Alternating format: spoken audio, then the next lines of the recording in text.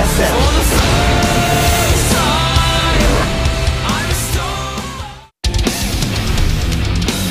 We're back. It's time to go to game number 4 with FanTaSy and Pigbaby. That is correct. Game 3 was a little bit weird, to be honest. It was a match where the SCV pull seemed to, I guess you couldn't say it was a horrible time to do it, but the fact that he then did not go to the third base instead of the... Yeah, it's a natural...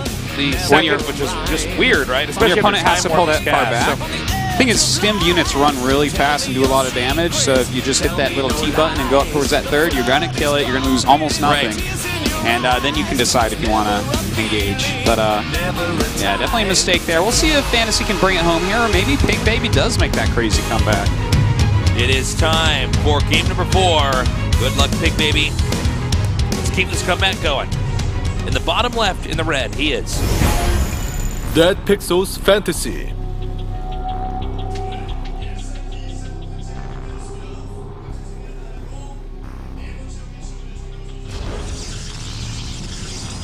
in the upper right, in the blue. Gene Green Wings Pigbaby.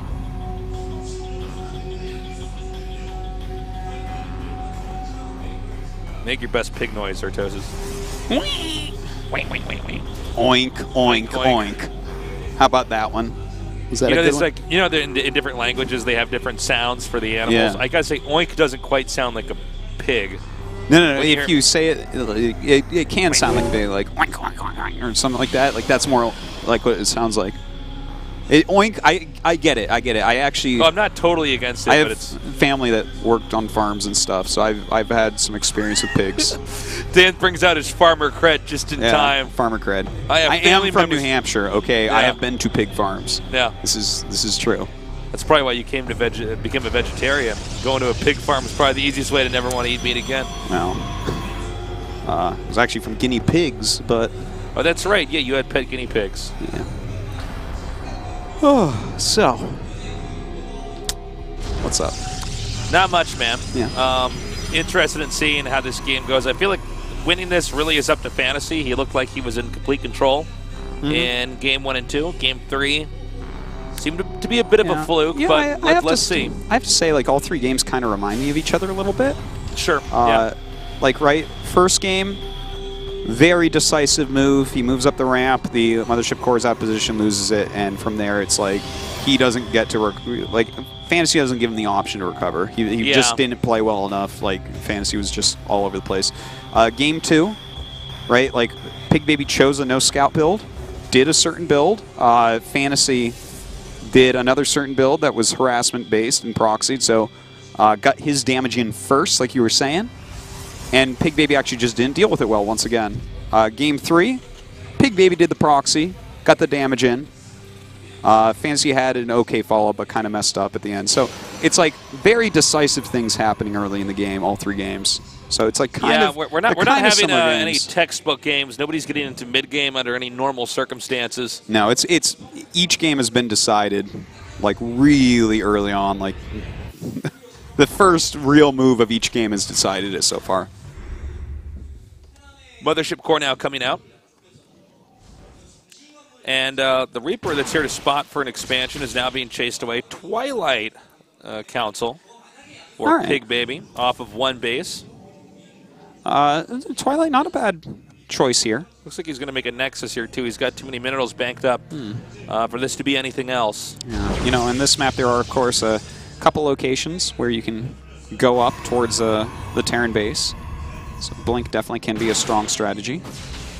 Nice. Oh, whoa. Whoa. Oh, guys, make Tastos happy. That's the code you got to punch in. Yeah, you got to do it with the app, guys. Do it quickly because we are severely depressed. Yeah.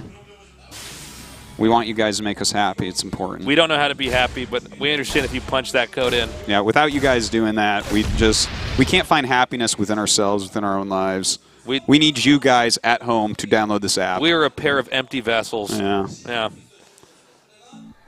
Now we have the Blink coming here. I guess this is a bit more of a defensive Blink opener. I think he's going to get offensive.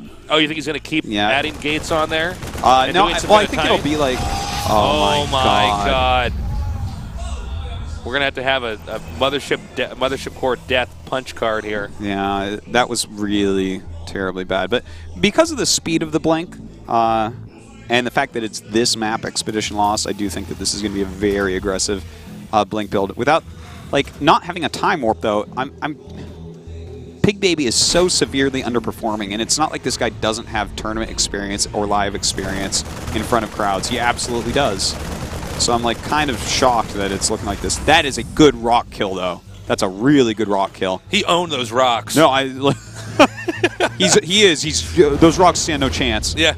The rocks are like, oh, this is the only way he could have killed me. It's like, oh, man, we're so totally rocks that can't move or defend ourselves. That's a sick rock kill, though, because the stalkers want to be able to move back and forth between this area and the other area, and killing the rocks is going to slow that down significantly. Oh! Probe almost crushed into the rocks. Yeah. It's like a funny looking, almost glitchy the way that worked. But, yeah, that was like a really great rock kill. It's the best rock kill I've ever seen. Wow. No, not really. I've seen better. I wouldn't even put that in my top 10 rock kills. Yeah. So we have the Stalker now backing up. Oh, wow. I actually am very surprised by this move here. Let's see, though. He's got enough room to do a little bit of kiting here, but he's going to have to be able to blink out pretty soon here. And nicely done, actually. That was a trade that came out on top there for Pigbaby. It looked a little bit riskier than it in fact was. You know. He did a good job with it, so nice quick move.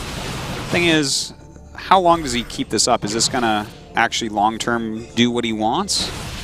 I don't know if he's even going to continue to make stalkers here. He might just be done with that. It might be time for him to actually do something else here. But look, 38 SCVs to 30 probes. Oh, God. It's not very many probes, man. Well, yeah, I mean... See how much that slows him down? It's crazy. No, it's pretty impressive. Considering that the Stalkers, they don't have as much value throughout the entire game. You really have to do damage with them early on in order for them to start paying for themselves, because otherwise you have a bunch of Stalkers and all you've done is contain him. Uh-oh. Oh, my God. Well, man, a couple two really big big Widow Mines hits. It was just a blind blink up, and I mean, he's lost 9 stalkers there since he moved up that ramp. He's only killed 2 SCVs and a few units. And you got to keep in mind that he was a bit forced into blinking up there blindly, because as we were saying earlier, if he doesn't do enough damage early on, he's in trouble. He's in trouble. He has no tech. Like, FanTaSy just scanned because he's like, wait, what? And he scanned. He sees no gas at the natural, which means 0% chance of any splash damage incoming. In fact, even with the amount of stalkers he's seen, he knows that there can't even be DTs coming. You know, that's true. It looks like he's still saying for that just in case, and actually that's something I would do too. And when you start getting really ahead, you start preparing for things that shouldn't even be possible, just to be safe, because sometimes it's hard to really put your finger on exactly how much gas your opponent spent. But he's going to continue to try to press forward here. I believe there was one more Widow Mine around here, wasn't there? No, there's not. Yeah, it's right under him. Oh, no, I meant a second one, but I guess I was wrong. Yeah, I think he moved it down. But a nice time warp there to try to prevent these SCVs from repairing. Oh, wow, I'm surprised he unbroed there. Anyways, there's 2 more Widow Mines coming down now. Loses that mothership core. Be careful. Things will snowball out of control against Blink Stalkers. Yeah, definitely. They really will.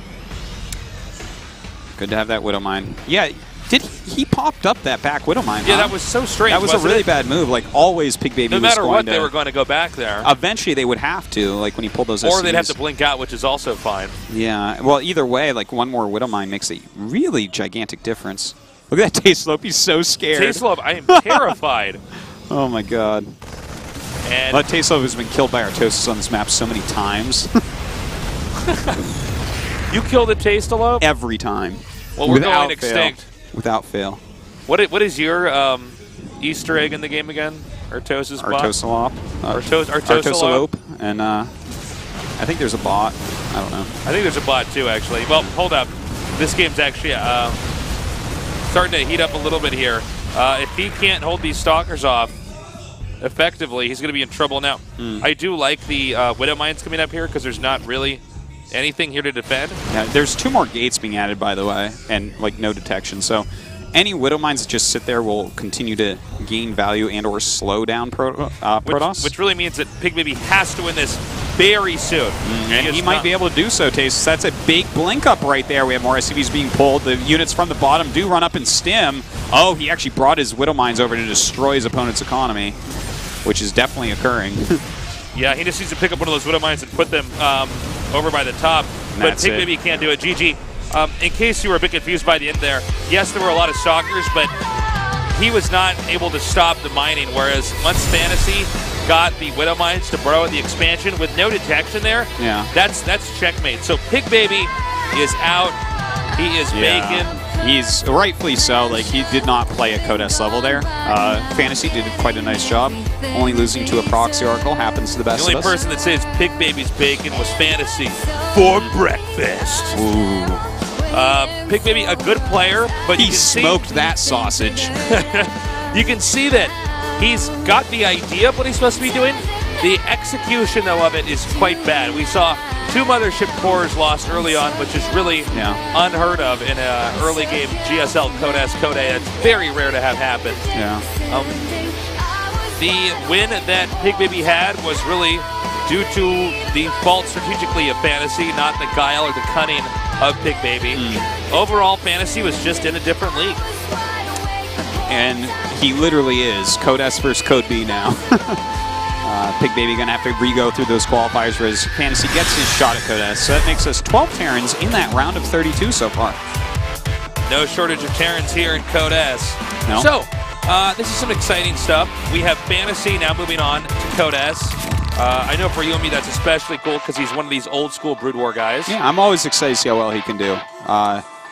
You know, he's the type of player that has the skill within himself at RTS games to be a multiple-time champion. So hopefully he can show some of that. I hope so. I do too. Not much else to say about that series. We're going to be going on to our next best of 5, which will be Terminator against Liquid Hero after this short break.